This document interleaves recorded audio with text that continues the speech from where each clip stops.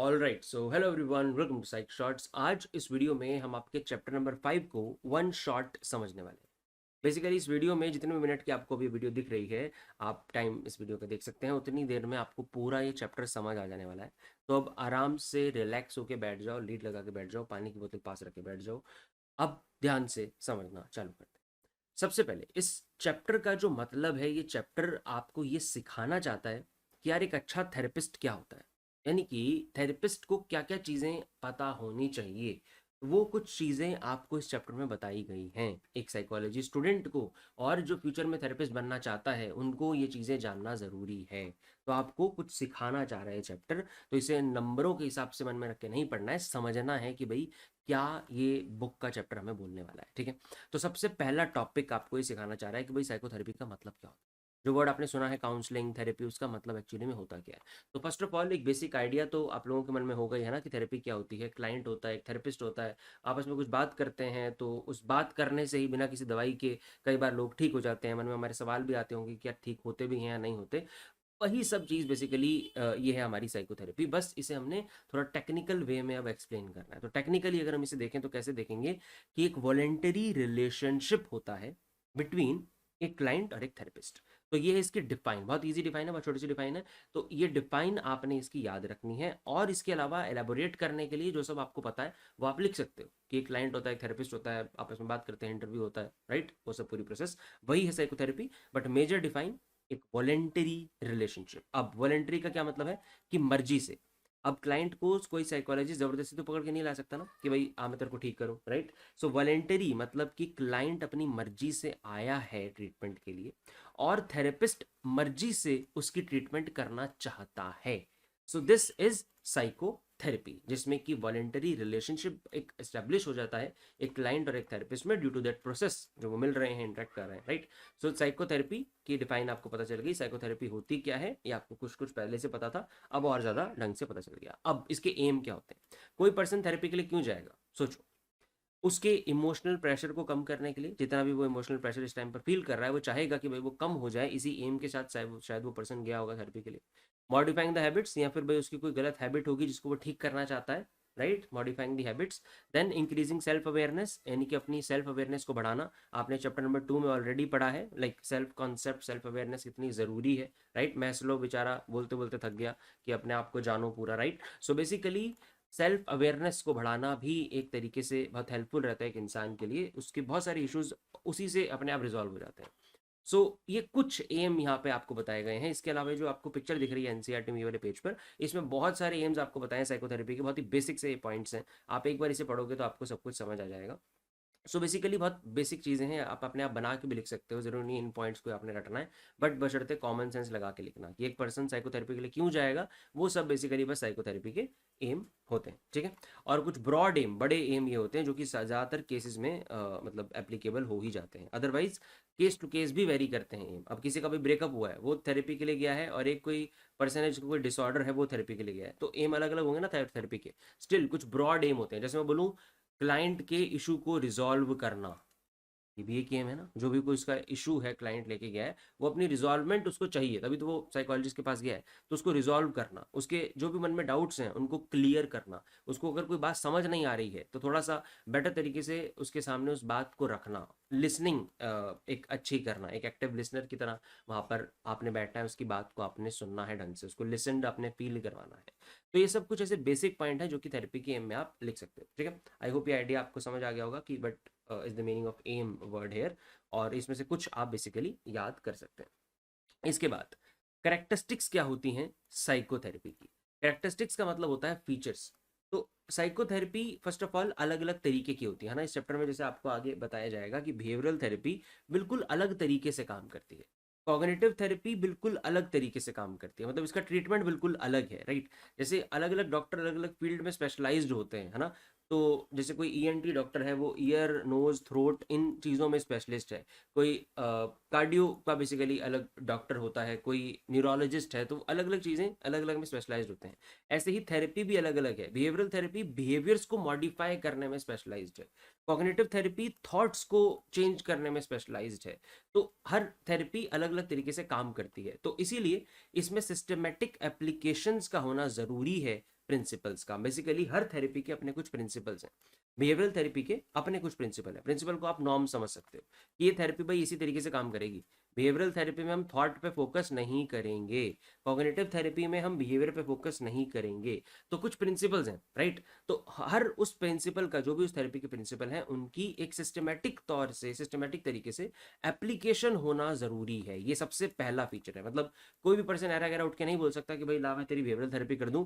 उसको प्रिंसिपल का बेसिकली पता होना चाहिए, और प्रिंसिपल एप्लीकेबल भी होने चाहिए, मतलब अप्लाई होने चाहिए ड्यूरिंग दी प्रोसेस। तो सिस्टमेटिक एप्लीकेशन ऑफ प्रिंसिपल्स होता है साइकोथेरेपी में। Then only trained individuals can do. अब जैसे आपको आपका दोस्त कहता है, या हमें कई बार कोई फैमिली मेंबर कहता है कि यार थेरेपिस्ट के पास जाके क्या करेगा, मेरे से बात कर ले, मैं कौन सा थेरेपिस्ट से कम हूँ, हाँ हाँ हाँ, है ना। तो ये नहीं माननी इन बातों को। बेसिकली सिर्फ ट्रेंड इंसान ही थेरेपी को प्रैक्टिस कर सकता है। अब अगर मैं आपको बोलूँ भाई मैं साइकोलॉजी पढ़ा रहा हूँ इतने टाइम से, तो आओ आप मेरे पास, मुझे पैसे दो, मैं आपको ठीक करूंगा, तो ये मतलब मेरी बात पे आपको बिल्कुल भरोसा नहीं करना चाहिए, बल्कि कुछ बुरा भला बोलकर वहां से निकल जाना चाहिए, बिकॉज ये ठीक नहीं होगा, ये अनएथिकल हो जाएगा। क्योंकि सिर्फ ट्रेंड इंसान ही से कर सकते हैं। You are dealing with life of people, so वहाँ पर ट्रेनिंग होना ज़रूरी है। डिग्री मतलब कि एक नॉलेज आपके पास बेसिकली होनी चाहिए, और उसके साथ साथ आपके पास एक्सपीरियंस भी होना चाहिए, तभी आप किसी की ज़िंदगी के साथ बेसिकली डील कर सकते हो, राइट। सो सिर्फ ट्रेंड इंसान इसे कर सकते हैं, इसका एक पॉइंट है। दूसरा, थेरेपिस्ट और क्लाइंट, दो लोगों का इन्वॉल्वमेंट इसमें ज़रूरी है। एक इंसान खुद की ही थेरेपी बेसिकली नहीं कर सकता, इसमें दो लोग होने चाहिए, एक क्लाइंट और एक थेरेपिस्ट। थेरेपिस्ट वो इंसान होना चाहिए जिसको कि ट्रेनिंग है, बेसिकली जो हमने ऊपर पॉइंट पढ़ ही लिया, किसी को ठीक करने की, बेसिकली थेरेपी को प्रैक्टिस करने की। और थेरेपिस्ट के अंदर एक और खूबी होनी चाहिए कि वो पर्सन डेलिबरेटली बेसिकली करना चाहता है थेरेपी। एट दैट पॉइंट वो जबरदस्ती नहीं बैठा, लाइक अ विलिंग पर्सन जो कि ठीक करना जानता है और जो कि ठीक करना चाहता है। तो जानता और चाहता दोनों पॉइंट आएंगे थेरेपिस्ट के पॉइंट में। देन क्लाइंट एक ऐसा इंसान जो कि अपनी इच्छा से आया है और वो बेसिकली बेटर होना चाहता है। ये इस तरीके के दो लोग इसमें इन्वॉल्व होते हैं। देन अगला पॉइंट आता है थेरेप्यूटिक रिलेशनशिप। थेरेप्यूटिक रिलेशनशिप अब बहुत ही इंपॉर्टेंट पॉइंट है। एक साइकोलॉजिस्ट आपने नाम सुना होगा, कार्ल रॉजर्स। कार्ल रॉजर्स ने एक बात कही थी इस पॉइंट के लिए कि थेरेप्यूटिक रिलेशनशिप या फिर थेरेप्यूटिक अलायंस, ये सेम ही शब्द हैं, इसकी वजह से ही थेरेपी हीलिंग बनती है। मतलब कि थेरेपी को जो एसेंस है, थेरेपी थेरेपी को थेरेपी बनाता ही ये पॉइंट है, वो जो रिलेशन है उन दोनों के बीच का। तो थेरेपी खोखली हो जाएगी अगर ये रिलेशन ना हो। तो थेरेप्यूटिक रिलेशनशिप का मतलब होता है एक ऐसा स्पेशल रिलेशनशिप जो कि एक क्लाइंट और एक थेरेपिस्ट के बीच बन जाता है over a period of time. जब सेशंस चलते हैं तो एक क्लाइंट और थेरेपिस्ट के बीच में एक पर्टिकुलर रिलेशनशिप बन जाता है। ये रिलेशन प्यार मोहब्बत वाला नहीं है, ये रिलेशन एक प्रोफेशनल रिलेशन होता है, बट स्टिल यहाँ पर इमोशनल शेयरिंग होती है। इसके बारे में आगे और हम बात करेंगे, बट ये रिलेशनशिप बहुत ज़रूरी है और ये भी एक फीचर है साइकोथेरेपी का। सो इसका एक और नाम है which is therapeutic alliance. Now जो रिलेशनशिप की हमने बात करी थी, अलग से पूरा पॉइंट भी है, तो अब इसी को हम डिटेल में थोड़ा समझते हैं। थेरेप्यूटिक रिलेशनशिप का दूसरा नाम थेरेप्यूटिक अलायंस, और ये एक ऐसा रिलेशन है जो कि एक क्लाइंट और थेरेपिस्ट के बीच में बना है। अब ये बहुत इमोशनल येट एक प्रोफेशनल रिलेशनशिप होता है, यानी कि ये हेलो बाय वाला रिलेशनशिप भी नहीं है जो कि हमारे नॉर्मल एक्विंटेंसेस होते हैं कि जिनको हम हेलो हाय करके आगे बढ़ जाते हैं, और ना ही ये बहुत कोई स्पेशल हमारा क्लोज रिलेशनशिप है। तो दोनों ही नहीं है ये, ना ही ये लॉन्ग लास्टिंग बेसिकली रिलेशनशिप होता है, ना कि वो हेलो हाई वाला रिलेशन। ये उनके बीच में कोई एक प्रोफेशनल चीज़ है जिसके अंदर इमोशनल शेयरिंग भी होती है। अब इसमें दो पॉइंट्स हैं, एक इसके फीचर्स, इस रिलेशन के फीचर्स, और दूसरा इसके दो कंपोनेंट। सबसे पहले इसके कंपोनेंट समझते हैं। इस रिलेशन के दो खास कंपोनेंट है जो उसे नॉर्मल रिलेशन से अलग बनाते हैं। सबसे पहले ये कॉन्ट्रैक्चुअल नेचर का एक रिलेशनशिप होता है। जैसे कि कॉन्ट्रैक्ट, एक कॉन्ट्रैक्ट आपने सुना होगा ये शब्द। कॉन्ट्रैक्ट का मतलब क्या होता है कि भाई, जिसको अगर मैं हिंदी में देसी भाषा में बोलूँ तो ठेका, कि भाई ये ठेका हुआ है आपका कि आपने ये काम करना है, उसमें आपको इतने पैसे मिल जाएंगे और आपका काम है ये। ऐसे ही एक कॉन्ट्रैक्ट बेस्ड ये रिलेशनशिप होता है थेरेप्यूटिक रिलेशनशिप, जो कि एक क्लाइंट और थेरेपिस्ट के बीच है। बेसिकली क्लाइंट और थेरेपिस्ट के बीच में एक ठेका हुआ है कि भाई आपने ये काम करना है, बेसिकली क्लाइंट की इशू को ठीक करना है, उसके लिए थेरेपिस्ट को आप एक पर्टिकुलर फीस दे रहे हो, और थेरेपिस्ट और क्लाइंट मिलके क्लाइंट के इशू को ठीक करने की कोशिश करेंगे। ठीक है, ये है कॉन्ट्रैक्चुअल नेचर के होने का मतलब, कि जैसे कोई भी कॉन्ट्रैक्ट काम करता है किसी भी बिजनेस, किसी भी सर्विस में, सो बेसिकली वैसे ही ये भी एक सर्विस ओरिएंटेड बिजनेस है जहां पर कि एक कॉन्ट्रैक्ट होता है, और कॉन्ट्रैक्ट का बेस ये होता है कि क्लाइंट और थेरेपिस्ट मिलके अपने क्लाइंट की इशू को ठीक करने की कोशिश करेंगे। ठीक है, अब इसी से जो मिलता जुलता एक दूसरा पॉइंट बेसिकली आता है, बेसिकली इसी पॉइंट की वजह से ही ये दूसरा पॉइंट हमारे सामने आता है, जो कि है लिमिटेड टाइम ड्यूरेशन। हर कॉन्ट्रैक्ट एक पर्टिकुलर टाइम पीरियड के लिए ही होता है। आपने अपने स्कूल के साथ भी आपका एक कॉन्ट्रैक्ट है कि स्कूल आपको इतने सालों तक लेट से पढ़ाएगा। अभी हम सिर्फ 12th क्लास की बात करें तो आपका 12th का पेपर हो जाएगा, तो उसके बाद आप अपने स्कूल से फ्री हो जाओगे, राइट। फिर आप कॉलेज वालों के साथ जाकर कॉन्ट्रैक्ट करोगे, साथ में आपका ट्यूशन सेंटर्स जो भी है उनमें बेसिकली आपका कॉन्ट्रैक्ट चलता है, तो वो एक लिमिटेड टाइम ड्यूरेशन के लिए होता है। सेम यहाँ पर भी वही बात है। तो लिमिटेड टाइम ड्यूरेशन मतलब साइकोथेरेपी एक लिमिटेड टाइम ड्यूरेशन के लिए होती है, ऑलवेज चलती नहीं रह सकती। इसके पीछे बहुत सारे कारण हैं। सबसे पहला कारण तो वही है जो आपके दिमाग में आ रहा होगा कि वहां पर वरना हम बेसिकली डिपेंडेंट हो जाएंगे दूसरे इंसान पर। अगर साइकोथेरेपी रेगुलर चलती रहे तो एक डिपेंडेंस कहीं ना कहीं क्रिएट हो सकती है थेरेपिस्ट के ऊपर, क्लाइंट की, मतलब क्लाइंट डिपेंड हो सकता है थेरेपिस्ट पर। और लॉजिकली भाई हमारे पैसे खत्म हो जाएंगे ना, इतना तो कोई अफोर्ड भी नहीं कर सकता कि ज़िंदगी भर करता रहे, राइट। खैर, jokes apart, basic idea is कि लिमिटेड टाइम ड्यूरेशन होना ज़रूरी है, अदरवाइज डिपेंडेंसी हो जाएगी और थेरेपी का मतलब ही खत्म हो जाएगा। Because therapy is meant to make an individual capable of dealing his or her issues on his or her on. कि अब अपनी खुद के इश्यूज वो खुद पर्सन डील कर सके, यही थेरेपी का सोल पर्पस है, ना कि थेरेपिस्ट के पास आके हमेशा पूछे कि मैंने क्या करना है। सो कॉन्ट्रेक्चुअल नेचर की होती है और दूसरा लिमिटेड टाइम ड्यूरेशन की थेरेपी रहती है। अगले पॉइंट पर चलते हैं, इसकी प्रॉपर्टीज। प्रॉपर्टीज मतलब फीचर्स। अब एक बात ध्यान रखनी है कि अगर आपसे सवाल में पूछा गया है साइकोथेरेपी के फीचर, तो ये फीचर आएंगे। अगर पूछा गया है थेरेप्यूटिक रिलेशनशिप, यानी कि जो इनका अलायंस है, जो रिलेशनशिप है, उसके फीचर्स, तो देन आप ये वाले पॉइंट्स को लिखोगे। ठीक है, अब रिलेशनशिप के क्या फीचर है? ये रिलेशनशिप ट्रस्टिंग और कन्फाइंडिंग है। किसी को कन्फाइंड करने का बेसिकली क्या मतलब होता है कि आप मतलब उससे बात कर सकते हैं। वो आपको कन्फाइंड करना है, मतलब एक ऐसा माहौल प्रोवाइड करना जहां पर कि एक इंसान बोल सके। तो और दूसरा ट्रस्टिंग। ट्रस्टिंग मतलब कि ट्रस्ट है वहाँ पर। ऑब्वियसली एक इंसान ऐसी बातें अपनी शेयर करता है जो शायद उसने अपने क्लोज्ड वन से भी नहीं बोली हैं, ऐसी चीज़ें वो एक अपने थेरेपिस्ट से शेयर करता है। तो वो ट्रस्टिंग और कन्फाइंडिंग किस्म का एक रिलेशनशिप होता है। दूसरा, अनकंडीशनल पॉजिटिव रिगार्ड। ये थेरेपिस्ट की तरफ से पॉइंट यहाँ पर समझाया जाता है कि इस रिलेशन में थेरेपिस्ट एक अनकंडीशनल पॉजिटिव रिगार्ड रखता है। अनकंडीशनल मतलब चाहे कोई भी कंडीशन हो, आपका बिहेवियर, रिगार्ड मतलब बिहेवियर, आपका बिहेवियर अपने थेरेपिस्ट के लिए हमेशा पॉजिटिव ही रहना चाहिए। अब इसमें बस ऑब्वियस वाले पॉइंट हमने एक्सेप्शंस में छोड़ने हैं, जैसे कि क्लाइंट आगे से आपको गाली दे रहा है तो आप बोलो कि भाई नहीं नहीं, मैं तो अच्छा बिहेवियर रखूंगा, ऐसा भी ऑब्वियसली नहीं होता है। एथिक्स में हम इस पॉइंट को भी समझेंगे, बट अंटिल कोई ऐसी सिचुएशन नहीं बनती है तब तक आपने अनकंडीशनल पॉजिटिव रिगार्ड ही रखना है अपने क्लाइंट के लिए। ठीक है, सो अनकंडीशनल पॉजिटिव रिगार्ड होता है थेरेपिस्ट की तरफ से। Then empathy. एम्पथी सिंपथी का बड़ा वर्जन आप बेसिकली समझ सकते हो। सिंपथी में सिर्फ पिटी फीलिंग होती है दूसरे इंसान के लिए। एम्पथी इज कि खुद को दूसरे की जगह पर रख के सोचना। तो बेसिकली थेरेपिस्ट को एम्पथी रखनी होती है। तो इस रिलेशन में थेरेपिस्ट बेसिकली एम्पथी रखता है अपने क्लाइंट के लिए, तभी वो क्लाइंट को सही तरीके से गाइड कर पाता है। तो जो भी क्लाइंट फील कर रहा है वो थेरेपिस्ट अपने आप को उसकी जगह पर रख के देखता है कि अच्छा क्लाइंट क्या फील कर रहा है, तभी उसे बेटर तरीके से बेसिकली गाइड या जो भी उसने करना है वो बेसिकली सलाह उसे दे पाएगा। Then confidential. कॉन्फिडेंशियल रिलेशन होना बहुत ज़रूरी है। ऐसा नहीं है कि आपको अपने क्लाइंट के बारे में कोई बात पता चल गई और वो आपने बाहर जाके फैला दी। एक पर्सन है, उसने आके बताया कि भाई मेरी एक गर्लफ्रेंड है बट स्टिल मेरा दूसरा भी कहीं पर अफेयर चल रहा है, तो ऐसा आपने नहीं करना है कि आप उसके घर पर फ़ोन करके बोल दो कि भाई देख ये तो कहीं और भी चक्कर है, इससे बच के रहो। बेसिकली कॉन्फिडेंशियलिटी मेंटेन करके रखना इज़ वेरी इंपॉर्टेंट। ये एक बहुत ही ज़रूरी फीचर है हमारे इस रिलेशन का, जिसमें कॉन्फिडेंशियलिटी होती है। कोई भी बात बेसिकली आपने लीक नहीं करनी। ठीक है, आई होप यहाँ तक चीज़ें आपको समझ आई होंगी। Alright, so now the next topic is ethics in psychology. Ethics का मतलब होता है जैसे अगर आप समझो इंसानों के तौर पर, तो इंसान के लिए, एक पर्टिकुलर ह्यूमन के लिए, अगर हम सही और गलत का डिफरेंस क्या करते हैं वगैरह, इसके लिए एक शब्द इस्तेमाल करते हैं तो वो होता है मॉरल, राइट। कि हमारे जो मॉरल्स हैं वो हमें बताते हैं सही और गलत क्या होता है। वैसे ही अगर हम फील्ड्स की बात करते हैं तो फील्ड्स में वो मॉरल एथिक बन जाते हैं। जैसे हर फील्ड के अपने कुछ एथिक्स होते हैं। मीडिया फील्ड के एथिक हैं कि भाई हमने सिर्फ सच्चाई ही दिखानी है ना, मतलब अब होता क्या है वो तो अलग बात है, पर एथिक होता है कि जो करना चाहिए, मतलब जो सही सही चीज़ें, अच्छी अच्छी गुडी गुडी थिंग्स हैं जो जैसे कि होनी चाहिए एक फील्ड की, वो बताया जाता है हमें एथिक्स में। डॉक्टर्स के लिए एथिक्स होते हैं कि पेशेंट को जी जान लगा देंगे ठीक करने के लिए, तो ये सब बेसिकली एथिक्स होते हैं हर फील्ड के। तो ऐसे ही साइकोलॉजी के भी कुछ एथिक्स हैं जिसमें कि ये सब एथिक्स सबसे पहले हमारे सामने आते हैं। सबसे पहला इसमें हमारा इन्फॉर्म्ड कंसेंट। इन्फॉर्म्ड कंसेंट का क्या मतलब होता है कि इंसान को एक एक चीज़ पता होनी चाहिए कि भाई उसके साथ क्या होने वाला है। अब हालांकि आपके सिलेबस में थेरेपी नहीं है, बट एक थेरेपी होती थी बायोमेडिकल थेरेपी।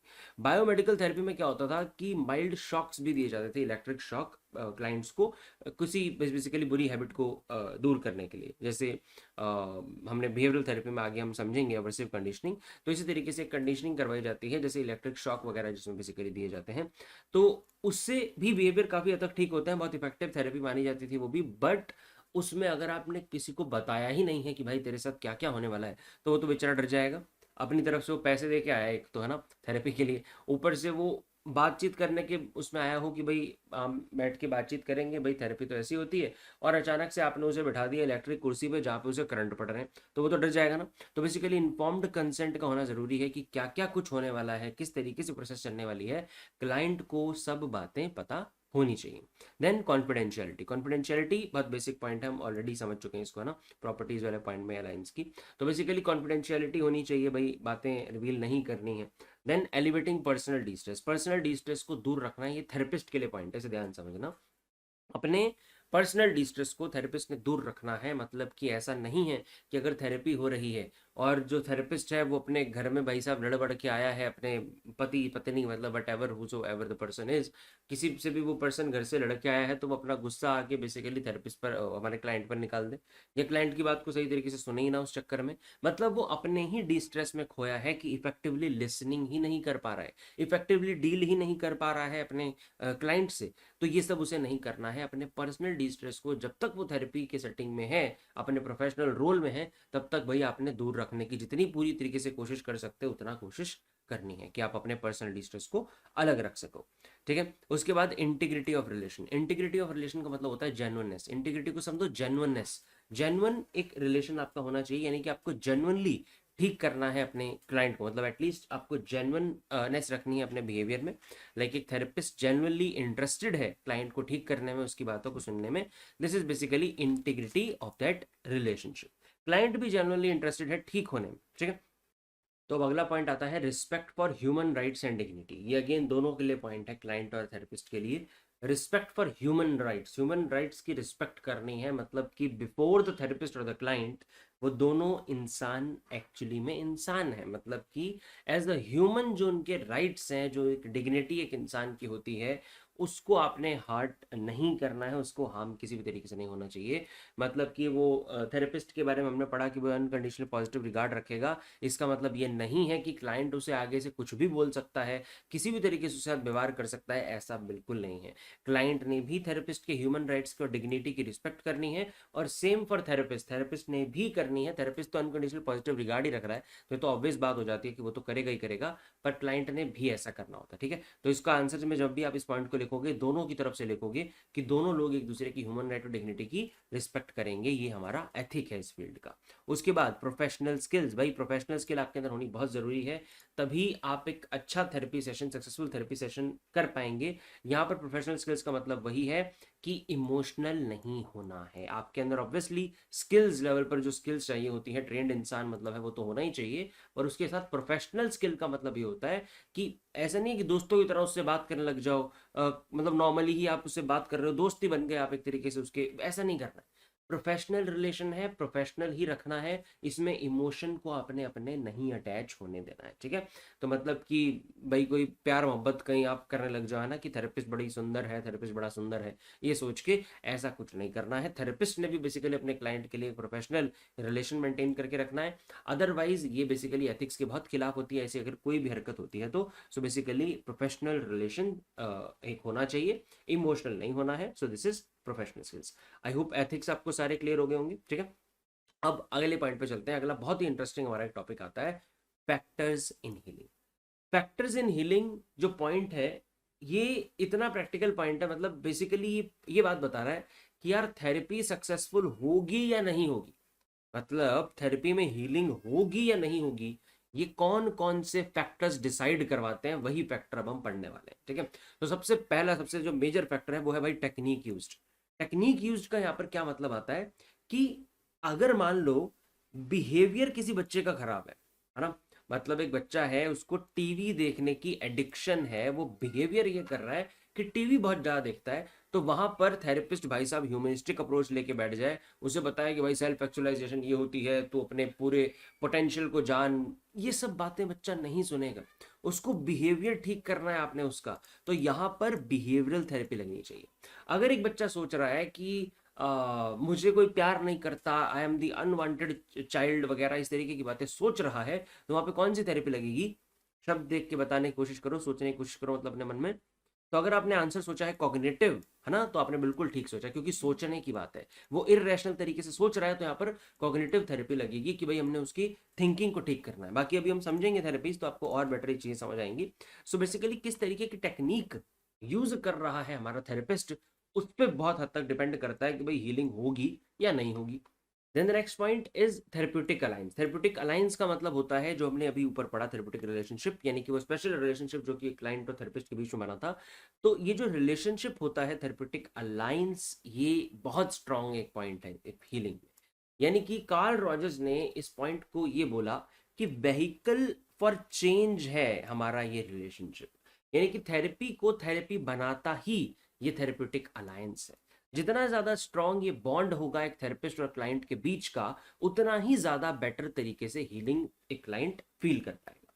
अगला पॉइंट आता है कैथारसिस। कैथारसिस बहुत इंटरेस्टिंग पॉइंट है। कैथारसिस को बॉटल नेक सिचुएशन की तरह समझा जाता है, जैसे कि एक बॉटल पीछे से बड़ी होती है, और जो बॉटल का मुंह होता है, जैसे अगर आपने कोक पेप्सी की वो 800 ml वाली बोतल देखी हो, वो बहुत छोटा होता है उसका ना, आगे से मुंह छोटा है, तो अंदर बेसिकली बहुत सारा माल पानी होता है, पर जब वो बाहर निकलता है तो बहुत थोड़ा थोड़ा निकल पाता है। इस तरीके से हम कैथारसिस को समझते हैं कि एक इंसान के अंदर बहुत सारे इमोशंस दबे होते हैं, और वो बहुत ही कम इमोशन को एक्सप्रेस करता है, कई तो एक्सप्रेस करते ही नहीं है। तो बेसिकली जब एक थेरेपिस्ट अपने क्लाइंट की बात सुनता है, उस टाइम पर क्लाइंट क्या कर रहा है? क्लाइंट कैथारसिस महसूस कर रहा है। मतलब कि कैथारसिस एक ऐसी प्रोसेस है जिसको हम बोलते हैं इमोशनल अनबर्डनिंग।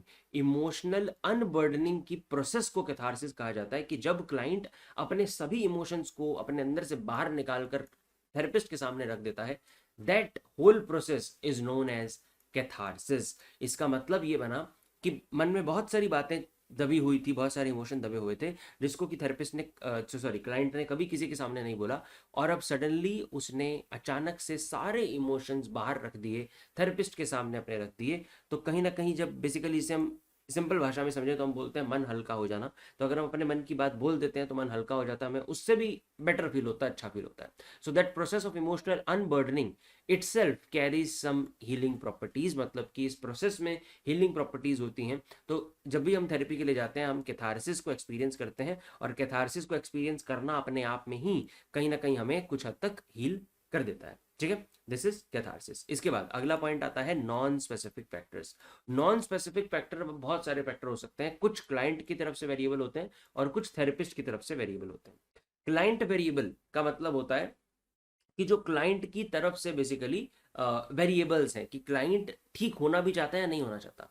तो अगर क्लाइंट के अंदर विलिंगनेस होगी ठीक होने की, अगर क्लाइंट रेगुलरली सेशंस को अटेंड कर रहा है, अगर क्लाइंट सही में प्रैक्टिस करेगा जो सब सजेशन थेरेपिस्ट ने दिए हैं उसको करने के लिए, जो सब थेरेपिस्ट ने कहा है, तो ही हीलिंग हो पाएगी। ऐसे मतलब बहुत सारे फैक्टर होते हैं जो कि क्लाइंट की तरफ से हो सकते हैं। तो ऐसे इसमें आप अपनी तरफ से बना के लिख सकते हो कुछ भी, कि भाई क्लाइंट विलिंग है भी ठीक होने के लिए या नहीं, क्लाइंट सीरियसली ले रहा है थेरेपी को नहीं ले रहा, क्लाइंट वॉलंटरी आया है इस रिलेशन में या नहीं आया है। ये सब चीजें हैं जो क्लाइंट की तरफ से हो सकती हैं, तो इसलिए इसको हम बोलते हैं client variables. Then therapist variable होते हैं वो पॉइंट जो थेरेपिस्ट की तरफ से हो सकते हैं, कि भाई थेरेपिस्ट जेन्युइन पर्सन है, थेरेपिस्ट सही में ठीक करना चाहता है अपने पेशेंट को, थेरेपिस्ट लालची नहीं है, सिर्फ पैसों के लिए नहीं कर रहा है, therapist is interested in therapy, therapist is a trained person, उसको पता है थेरेपी कैसे करते हैं ना। तो ये सब पॉइंट थेरेपिस्ट की तरफ से हो सकते हैं। So these were all the factors that can affect our healing in therapy. I hope ये सारी चीजें आपको समझ आ गई होंगी, राइट। अब इसके बाद इस चैप्टर में जो अगला पॉइंट है वो हमारी थेरेपीज है। सारी थेरेपी जितनी भी हो सकती हैं। तो थेरेपीज के लिए अब एक फर्दर आगे एक क्लिप आपको अब दिखेगी। बेसिकली हमारी ओल्ड वीडियो से ही वो क्लिप है, बट उसमें बहुत बेटर तरीके से ये सब कुछ मैंने ऑलरेडी आपको समझाया हुआ है, तो आई थिंक उससे काम आपका बन जाएगा। सो अब आगे थेरेपीज के लिए आप वो देखिए, और आई होप आपको यहाँ तक सारी चीज़ें समझ आए होंगी। ठीक है, टाइप्स ऑफ थेरेपीज में हमें बस ये समझना होता है कि भाई टोटल कितने तरीके की थेरेपीज हैं और कैसे कैसे मतलब वो ट्रीट करती हैं अलग अलग थेरेपीज। इस बार के आपके सिलेबस के लिए जैसे मैंने बताया ब्रॉडली 3 ही थेरेपीज हैं और कुछ अल्टरनेटिव थेरेपीज आपको बताई गई हैं। सबसे पहले आती है बिहेवियरल थेरेपी। बिहेवियरल थेरेपी क्या मानती है? बिहेवियरल थेरेपी मानती है कि भाई सब कुछ प्रेजेंट में है, जो आज आपका बिहेवियर है ना वही दिक्कत है, बस उसको हम ठीक कर देंगे सब सही हो जाएगा। ये मानती है कि जो भी दिक्कत आपके अंदर आ रही है, मतलब जो भी कुछ आज आप गलत फील कर रहे हैं, बुरा फील कर रहे हैं, जिस वजह से आप थेरेपी में आए हैं, उसका कारण है आपकी फॉल्टी लर्निंग। यानी कि कोई तो भाई गलत बिहेवियर आपने सीख लिया है जिस वजह से अब आपको दिक्कत हो रही है, तो उसको ठीक करने के लिए क्या मानते हैं कि हम उस बिहेवियर को अनलर्न कर देंगे, उस गलत सीखे हुए बिहेवियर को अनलर्न कर देंगे और रीलर्न करेंगे एक नया अच्छा हेल्दी बिहेवियर। देन अब ये कैसे करेंगे? तो इसमें वो इंटरव्यू लेते हैं सबसे पहले थेरेपिस्ट। देन इस इंटरव्यू में वो मेजरली 3 चीजों को समझने की कोशिश करते हैं। सबसे पहली चीज कि भाई माल फंक्शनिंग बिहेवियर क्या है, मतलब कि कौन सा वो बिहेवियर है जो मेन आपका दिक्कत का कारण है। उसके बाद वो ये समझने की कोशिश करते हैं कि कौन कौन से एंटीसीडेंट फैक्टर्स हैं, मतलब कि ये कौन से फैक्टर हैं जिसकी वजह से वो बिहेवियर बना है। For example mall functioning behaviour है कि बच्चा रात का खाना ज्यादा नहीं खा रहा है, इस वजह से उसे भूखा सोना पड़ता है, तो उसमें एंटीसीडेंट फैक्टर क्या होगा कि क्यों ये माल फंक्शनिंग बिहेवियर बना, यानी कि उसने शाम को ही बहुत ज्यादा खा लिया है, इस वजह से अब वो रात का खाना ज्यादा नहीं खा पा रहा है, ये उसका एंटीसीडेंट फैक्टर हो गया। अब इसके बाद मेंटेनिंग फैक्टर कि भाई क्यों वो मेंटेन हो रहा है आज तक, मतलब वो बिहेवियर क्यों गलत चलता जा रहा है। और मेंटेनिंग फैक्टर कुछ भी हो सकता है, लेट्स से कि उसको कभी उसने देखा ही नहीं, इस तरीके से कोई इशू को कंसीडर नहीं किया था पहले, उसको कोई कहने वाला नहीं था, टोकने वाला नहीं था, या फिर लेट्स से कि उसे भूख ही नहीं लगती थी, उसे ज्यादा हेल्थ इशू तब तक हुए ही नहीं थे। ये सब फैक्टर हो सकते हैं मेंटेनिंग फैक्टर, जिसकी वजह से वो चीज कंटिन्यू होती चली जा रही है। अब इसको ठीक करने के लिए हम क्या करेंगे? इसको ठीक करने के लिए मतलब ये तीनों चीजें वो समझते हैं थ्रू दिस इंटरव्यू। देन इसे ठीक करने के लिए वो दो तरीके के ऑपरेशन करते हैं, एक होते हैं एंटीसीडेंट ऑपरेशन और एक होते हैं कॉन्सिक्वेंट ऑपरेशन। ऑपरेशन मतलब इंटरवेंशंस। एंटीसीडेंट ऑपरेशन में वो बिहेवियर मतलब माल फंक्शनिंग बिहेवियर होने से पहले वाले सारे एक्शन लेते हैं। कॉन्सिक्वेंट ऑपरेशन में माल फंक्शनिंग बिहेवियर ना होने के बाद वो सारे एक्शन लेते हैं, या फिर होने के बाद वाले एक्शन। तो एंटीसीडेंट फैक्टर ऑपरेशन मतलब कि इस वाले एग्जांपल की अगर हम बात करें, वो जो मदर हमारे पास कंप्लेंट लेकर आई कि भाई हमारा बच्चा रात का खाना नहीं खाता है टाइम से वगैरह, ज्यादा उससे भूखा सोना पड़ता है, हम करेंगे उसमें एंटीसीडेंट ऑपरेशन कि उसका शाम का खाना कट कर दो। भाई शाम को उसे स्नैक्स मत दो, वो अपने आप रात को भर के खाएगा, ये हो गया एंटीसीडेंट ऑपरेशन। माल फंक्शनिंग बिहेवियर होने के बाद या ना होने के बाद वाले ऑपरेशन, जैसे कि अब उसने रात को खाना भर के खा लिया, तो उसके बाद आपने उसे दे दिया रिवॉर्ड, कोई रिवॉर्ड दे दो, उसे कुछ अच्छा ट्रीट कर दो, उसकी अप्रिसिएशन कर दो कि भाई चल तूने बहुत अच्छा काम किया, वेल डन, ले तेरा PS5 या जो भी कुछ तेरे चाहिए वो तेरे मिल गया। ये हो गया रिवॉर्ड। तो कॉन्सिक्वेंट ऑपरेशन माल फंक्शनिंग बिहेवियर के बाद वाले ऑपरेशन, एंटीसीडेंट ऑपरेशन माल फंक्शनिंग बिहेवियर से पहले वाले ऑपरेशन, ये करते हैं उसे ट्रीटमेंट के लिए बिहेवियरल थेरेपिस्ट। अब इन ट्रीटमेंट में वो कई सारी टेक्निक्स का इस्तेमाल करते हैं। तो ये कुछ वो टेक्निक्स है, जैसे कि पॉजिटिव रीइंफोर्समेंट। रीइंफोर्समेंट का क्या मतलब होता है? रीइंफोर्स करना मतलब किसी चीज की प्रोबेबिलिटी को बढ़ाने की कोशिश करना, this is called reinforcement. Enforce कर रहे हो दोबारा, बार बार बार बार, रीइंफोर्समेंट। अब पॉजिटिव रीइंफोर्समेंट क्या होती है? पॉजिटिव रीइंफोर्समेंट पॉजिटिव रीइंफोर्समेंट होती है कि आपने किसी को कोई पॉजिटिव चीज दे दी है। नेगेटिव रीइंफोर्समेंट ये होती है कि आपने उससे कोई नेगेटिव चीज ले ली है। ध्यान से समझने की कोशिश करना, दोनों ही हमारे लिए अच्छी हैं, है ना? पॉजिटिव मतलब कोई अच्छी चीज हमें मिल रही है, नेगेटिव मतलब हमसे कोई बुरी चीज जा रही है। पॉजिटिव मतलब मुझे सुख मिल रहा है, और नेगेटिव रीइंफोर्समेंट मतलब मुझसे कोई मेरा दुख लेके जा रहा है। तो भाई सुख आ रहा है, हैप्पीनेस आ रही है, सैडनेस जा रही है, दोनों अच्छी चीजें हुई ना। तो नेगेटिव रीइंफोर्समेंट में हमसे कोई बुरी चीज हमसे ले ली जाती है एज ए रिवॉर्ड, और पॉजिटिव रीइंफोर्समेंट में हमें कोई अच्छी चीज दे दी जाती है। सिंपल। अब उसके बाद अवर्सिव कंडीशनिंग। अवर्सिव कंडीशनिंग होती है पनिशमेंट। पनिशमेंट मतलब हाँ सिंपली पनिशमेंट आप इसे कह सकते हो। तो अनवांटेड बिहेवियर के साथ अनवांटेड रिस्पॉन्स को जोड़ देना, ये होता है अवर्सिव कंडीशनिंग, यानी कि सिंपली पनिशमेंट। उसके बाद सिस्टमैटिक डीसेंसिटाइजेशन। सिस्टमैटिक डीसेंसिटाइजेशन का क्या मतलब होता है? इसका मतलब है कि धीरे धीरे लेवल वाइज जब हम चीजों को करते हैं, ये ज्यादातर फियर के केस में साइकोलॉजिस्ट इस्तेमाल करते हैं कि लेट से किसी को फियर है हाइट का, तो उसे पहले फर्स्ट फ्लोर पे लेके जाओ, फिर सेकंड पे, फिर थर्ड पे, फिर फोर्थ पे, ऐसे। This is called systematic desensitization. Systematically धीरे धीरे आप उसे ठीक करने की कोशिश कर रहे हो। Then comes the principles of reciprocal inhibition, and उसके बाद आता है modelling. Principle of reciprocal inhibition क्या होता है, इसको ध्यान से समझो, इसमें आप लोग कंफ्यूज होते बड़ा। ये सिंपल सी बात करता है, मतलब ये एक फैक्ट है, इसको आप साइकोलॉजिकल फैक्ट समझ लो। ये कहता है कि दो तरीके के अपोजिंग नेचर के इमोशन हमारे अंदर हो नहीं सकते। मतलब कि आप एक सेम मोमेंट पर खुश और दुखी नहीं हो सकते। आप हैप्पीनेस और सैडनेस को सेम टाइम पे एक्सपीरियंस नहीं कर सकते हैं। ये बात करता है प्रिंसिपल ऑफ रेसिप्रोकल इनहिबिशन, ठीक है।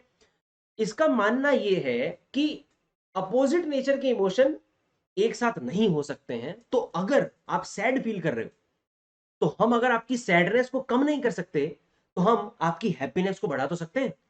अगर हम डायरेक्टली सैडनेस को कम नहीं कर सकते, तो हम आपकी हैप्पीनेस को बढ़ाने की कोशिश करेंगे ताकि ऑटोमेटिकली सैडनेस कम हो जाए। सिंपल। ये होता है प्रिंसिपल ऑफ रेसिप्रोकल इनहिबिशन। ये हम लाइफ में अपने करते भी हैं। कई बार दोस्त नाराज है, उसको ठीक कर नहीं सकते, वो कह रहा है कि भाई गर्लफ्रेंड छोड़ के चले गई, कैसे ठीक कर रहे हो, वो तो चले गई ना, तो आप उसे कहते हो कि आज चल घूमने चलते हैं यार, आज मैं तुझे तुझे घुमा घुमा के के लाता हूं। लाता ये सब चीजें हो गया आपका प्रिंसिपल ऑफ रेसिप्रोकल इनहिबिशन। उसके बाद मॉडलिंग। मॉडलिंग क्या होता है? मॉडलिंग का मतलब ये है कि मिमिक करना, किसी को मॉडल करना, मतलब कि उसको ऑब्जर्व करना, उसके जैसा बिहेव करना। तो ये सारी टेक्निक्स का इस्तेमाल करते हैं बिहेवियरल साइकोलॉजिस्ट। आई होप ये आपको क्लियर होगी। इसके बाद अगली थेरेपी जो आती है वो है कॉग्निटिव थेरेपी। अब जैसे बिहेवियरल फोकस करती थी बिहेवियर पर, कॉग्निटिव फोकस करती है कॉग्निशंस पर, मतलब आपकी मेंटल एक्टिविटीज पर। इसका बेसिकली सिंपल सा मानना है कि पहले ये जो सारा गंदा कर रखा है इसे क्लियर करें यार। हाँ, तो इसका सिंपल सा मानना है कि आपके थॉट्स की वजह से सारी दिक्कत आपको होती है। मतलब कि मेन आइडिया बिहेवियरिस्ट वालों के लिए बिहेवियर था, इनके लिए थॉट्स है। थॉट्स भी कौन से? Irrational thoughts. यानी कि जो इररेशनल इलॉजिकल किस्म के थॉट्स आपने अपने माइंड में बना लिए हैं, इन थॉट्स की वजह से आपको सारी दिक्कत आज फेस करनी पड़ रही है।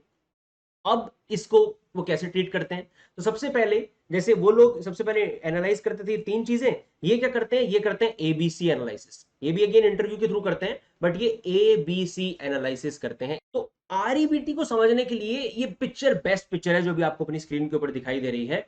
इस पिक्चर में आपको दिख सकता है कि ए बी सी का मतलब लिखा हुआ है antecedent, factors, then belief and then consequence. मतलब कि वो कौन सा फैक्टर था एंटीसीडेंट फैक्टर, मतलब कि वो ऐसा फैक्टर, वो ऐसी सिचुएशन जिसकी वजह से ये गलत इरेशनल बिलीफ बना है। और सी मतलब कि अब हमें उस वजह से क्या कॉन्सिक्वेंस भुगतना पड़ रहा है। सो एंटीसीडेंट फैक्टर या सिचुएशन जिसकी वजह से ये बिलीफ बना, उसके बाद क्या कॉन्सिक्वेंस हम भुगत रहे हैं, इन तीन चीजों को समझने की कोशिश करते हैं आरईबीटी थेरेपिस्ट। एंटीसीडेंट फैक्टर, अब लेट्स टेक एन एग्जांपल कि भाई किसी का यूपीएससी क्लियर नहीं हुआ, तो यूपीएससी की वो कब से तैयारी कर रहा था, उसका यूपीएससी क्लियर नहीं हुआ, वो फैक्टर हो गया उसका एंटीसीडेंट सिचुएशन, जिसकी वजह से एक्टिवेटिंग सिचुएशन जिसे हम कह सकते हैं, जिसकी वजह से आज वो बिलीफ उसके मन में बना है इरेशनल। तो अब इस इवेंट की वजह से, इस घटना की वजह से कि यूपीएससी क्लियर नहीं हो पाया, मान लो उसके माइंड में बिलीव बन गया कि मैं कुछ भी नहीं कर सकता हूं लाइफ में, मैं हर एग्जाम में फेल होऊंगा। ये इररेशनल है क्योंकि ये सच नहीं है ना भाई, ये तो उसके माइंड में उसे लग रहा है, बस ये सच थोड़ी है। तो ये इररेशनल बिलीफ मेन दिक्कत है। अब इस इरेशनल बिलीफ की वजह से वो क्या क्या कॉन्सिक्वेंस भुगत रहा है, वो किसी भी अगले कॉम्पिटेटिव एग्जाम के लिए तैयार ही नहीं कर रहा, उसका कॉन्फिडेंस डाउन हो गया, वो लो फील करता है। ये सब कॉन्सिक्वेंस वो फील कर रहा है। तो ये सब कुछ वो एनालाइज करते हैं, ये तीन चीजें, इन एबीसी एनालिसिस। ठीक बात समझ आ रही है? उसके बाद अब वो ठीक कैसे करते हैं? तो वो नॉन डायरेक्टिव क्वेश्चनिंग के थ्रू अपने अब इन सारी चीजों को ठीक करने की कोशिश करते हैं। मतलब इस मेन दिक्कत क्या है? मेन दिक्कत है इरेशनल बिलीफ। उसका इरेशनल बिलीफ को वो नॉन थ्रेटनिंग जेंटल क्वेश्चनिंग के थ्रू रैशनल बिलीफ में बदलने की कोशिश करते हैं। सिंपल, ये इतना सा है आरईबीटी थेरेपी। अब मतलब कॉग्निटिव थेरेपी में दो थेरेपीज फर्दर आती हैं।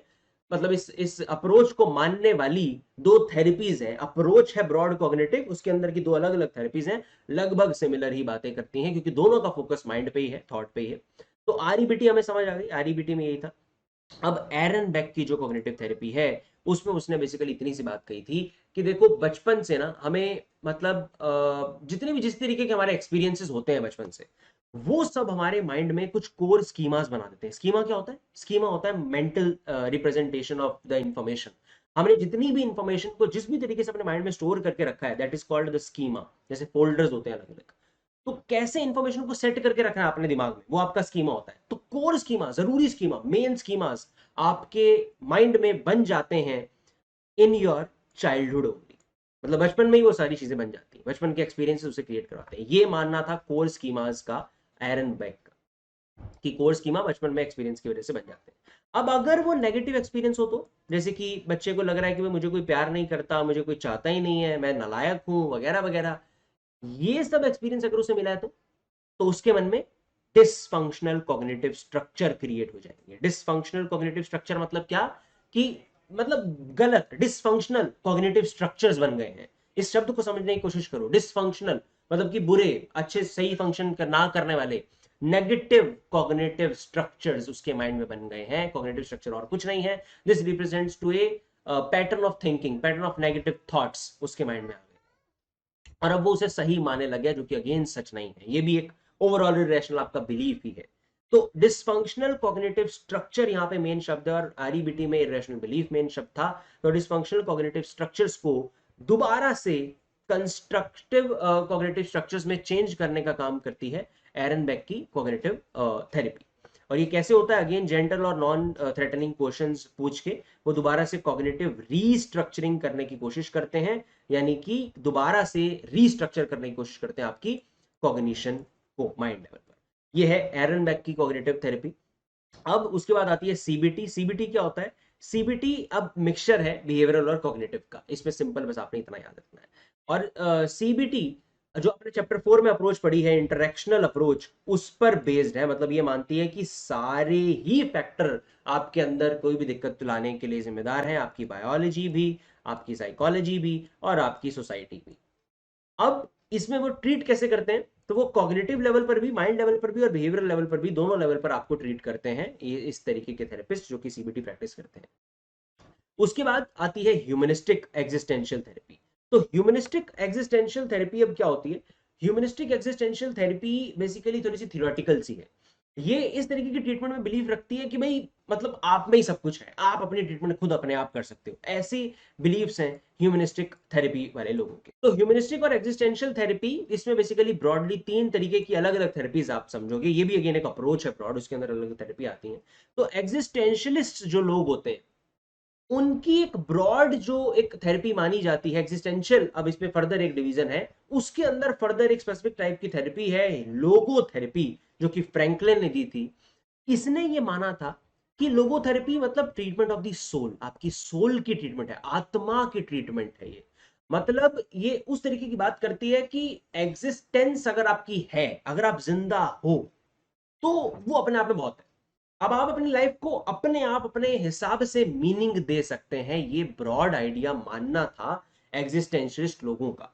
तो इसी पर बेस्ड है एग्जिस्टेंशियल थेरेपी। तो ये कहती है कि भाई अगर आपको मीनिंगलेसनेस फील हो रही है ना अपनी लाइफ में, क्या करूंगा, मेरी जिंदगी का मतलब ही क्या है, हमें भी कई बार होती है ना, ये सब मेन दिक्कत है आपकी सफरिंग।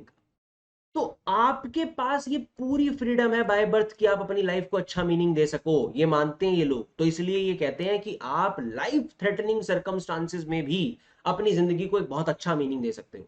यही मीनिंग प्रोवाइड करना, finding the meaning of the life, ये मेन गोल होता है इस थेरेपी का। इस तरीके से ट्रीट करती है। इसमें शब्द जरूरी है, एग्जिस्टेंशियल एंजाइटी, न्यूरोटिक एंजाइटी भी है, स्पिरिचुअल एंजाइटी भी, ये तीन शब्द है इसमें।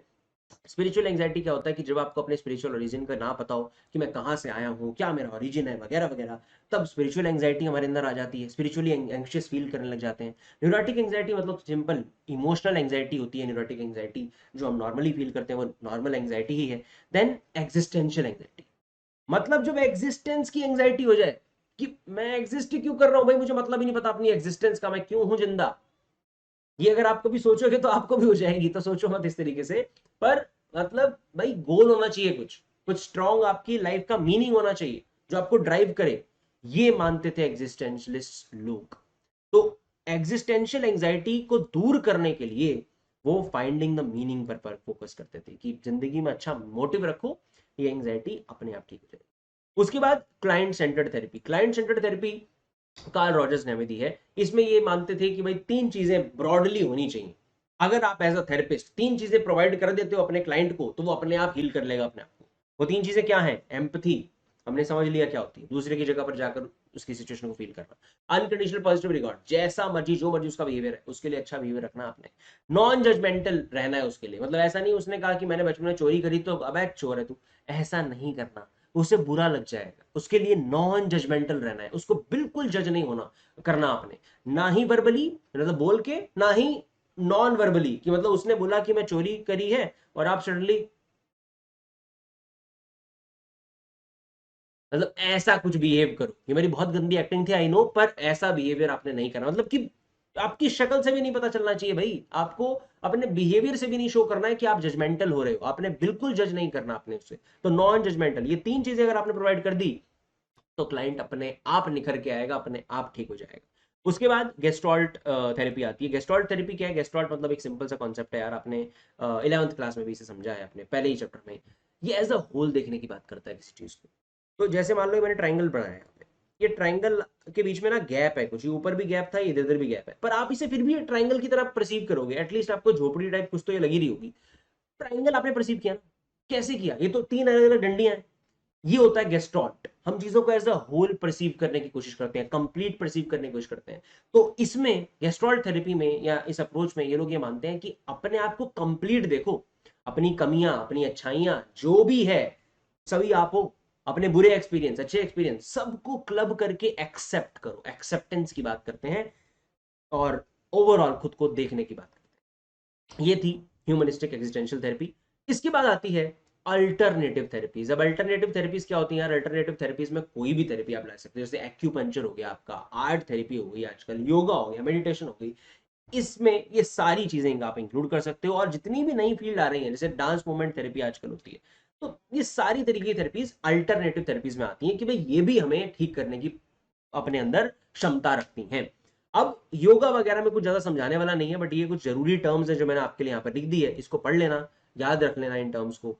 स्काई, ये स्काई नहीं है, इसकी फुल फॉर्म है, तो वो आपने याद करनी है। देन कुंडलानी योगा है, ये भी एक अलग टर्म है, अलग तरीके की योगा है। इसके अंदर क्या सब होता है आपके एनसीईआरटी में जो पैराग्राफ है ना, इसको ध्यान से देख लेना, इसमें आपको सब समझ आ जाएगा। इसे याद करने वाला पार्ट इसमें समझा नहीं रहा हूँ। और मेडिटेशन आपको पता है क्या होती है, तो मेडिटेशन, विपसना, ये अलग तरीके की एक मेडिटेशन को कहा जाता है, पर पूरी प्रैक्टिस है। तो ये सब चीजें भी हमें क्योर कर सकती हैं, हमें हील करने में हेल्प कर सकती हैं। बस एक छोटा सा टॉपिक और बचा है, रिहेबिलिटेशन ऑफ मेंटली इल। तो रिहेबिलिटेशन का क्या मतलब होता है कि अब मान लो वो पर्सन ठीक हो, किसी को बहुत मेजर डिसऑर्डर स्किज़ोफ्रेनिया है, वो ठीक हो गया, अब उसे एक्टिव मेंबर बनाना है हमने सोसाइटी का, उसको अच्छे से ट्रीट करना है, मतलब पूरा अच्छे से वो दोबारा से ठीक तरीके से वर्किंग कर सके सोसाइटी में। ये भी थेरेपिस्ट का काम होता है। तो रिहेबिलिटेशन, उसको रिहेबिलिटेट करवाना है, दोबारा से अच्छी जिंदगी जीने के लिए तैयार करना है उसे, सिर्फ ठीक नहीं करना। तो उसके लिए 3 मेजर चीजें हैं जो हम कर सकते हैं। सबसे पहला ऑक्यूपेशनल थेरेपी एक होती है। ऑक्यूपेशनल थेरेपी मतलब, ऑक्यूपेशन क्या होता है कि भाई कामकाज वाली, इसमें उसको डिसिप्लिन सिखाया जाता है, इसमें उसकी कॉग्निटिव ट्रेनिंग होती है कि मतलब वो सीख सके भाई ऑक्यूपेशन कोई भी कैसे करनी है, वो उसे आ सके। तो एक ऑक्यूपेशन वाली भी थेरेपी होती है कि अलग अलग तरीके के बेसिक काम करने उसे हम सिखाते हैं। देन सोशल स्किल ट्रेनिंग, जैसे कि कम्युनिकेशन, उसको बातचीत करना, उसका सोशल बिहेवियर, ये सब की हम ट्रेनिंग देते हैं, that is social skill training. इसकी अलग थेरेपी वगैरह हम ले सकते हैं। देन वोकेशनल थेरेपी होती है। वोकेशनल मतलब अब स्पेसिफिक। अब ऑक्यूपेशन और वोकेशन में यही फर्क होता है कि ऑक्यूपेशन मतलब ओवरऑल कोई भी काम करना आ रहा है, और वोकेशन मतलब कि उसका जिसमें इंटरेस्ट है। अब मान लो कोई पर्सन है जो मीडिया लाइन में जाना चाहता है, उसको ठीक हुआ, वो मीडिया लाइन में जाना चाहता है, तो आप उसे उस तरीके की ट्रेनिंग दोगे। कोई ऐसा पर्सन है जो आर्टिस्टिक है थोड़ा, उसको अब डांसिंग में फर्दर आगे प्रोफेशनली जाना है, तो आप उसे उस तरीके की ट्रेनिंग दोगे। तो ये होता है वोकेशनल थेरेपी, आप उसे एज पर द वोकेशन एक पूरी अच्छी खासी थेरेपी प्रोवाइड करते हैं।